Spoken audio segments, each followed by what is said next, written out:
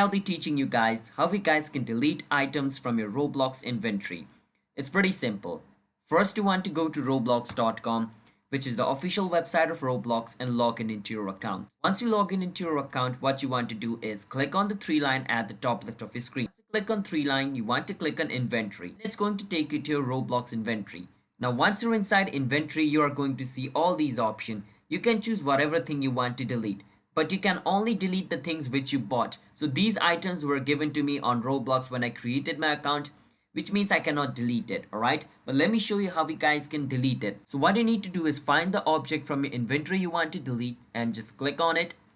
And once you're inside the object which you want to delete, you want to click on this three dot.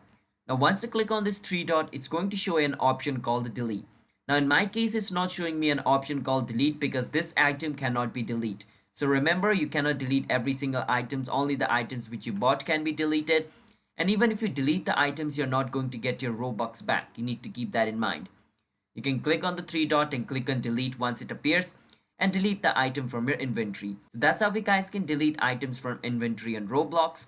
So if you guys found our video helpful, hit the subscribe to our channel, How to Guide. I'll see you guys next time.